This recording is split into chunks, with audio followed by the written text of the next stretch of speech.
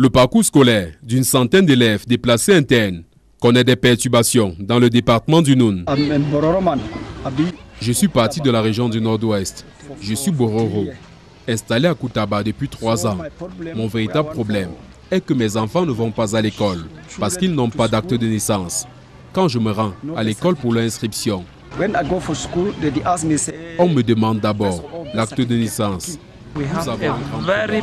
Depuis que l'école a commencé, nos enfants sont toujours à la maison parce qu'ils n'ont pas d'acte de naissance.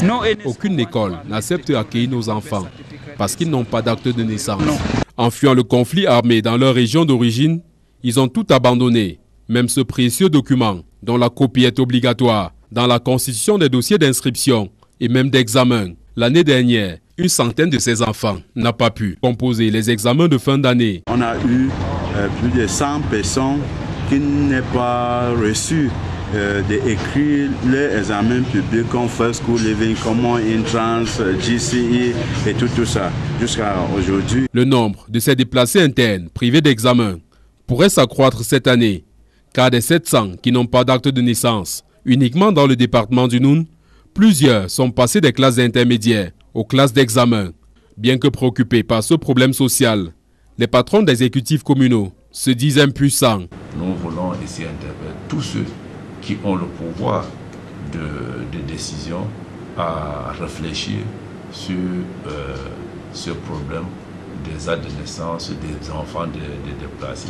Les initiatives engagées en vue d'obtenir une réponse des pouvoirs publics à ce problème crucial sont malheureusement restées lettres mortes. On a déjà saisi les autorités concernées, par exemple le directeur général de BUNEC, Bureau national d'état civil, par son chef d'agence des régions du Nord et de l'Ouest. Depuis 2020 jusqu'à aujourd'hui, rien n'a signé.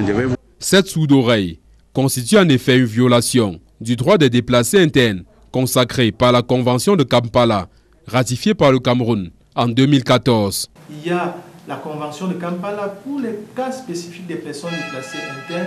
Il y a la Constitution qui consacre, n'est-ce pas, dans son préambule, un certain nombre de droits. L'article 9, alinéa 1 de cette Convention enjoint les États partis de fournir aux personnes déplacées dans la plus large mesure possible et dans les plus brefs délais l'assistance humanitaire adéquate, notamment l'alimentation, l'eau, l'abri, les soins médicaux et autres services de santé, l'assainissement, l'éducation et tous les autres services sociaux nécessaires.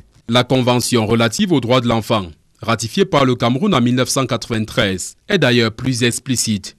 Son article 7, alinéa 1, stipule que l'enfant est enregistré aussitôt à sa naissance et a dès celle-ci le droit à un nom, le droit d'acquérir une nationalité et dans la mesure du possible, le droit de connaître ses parents et d'être élevé par eux.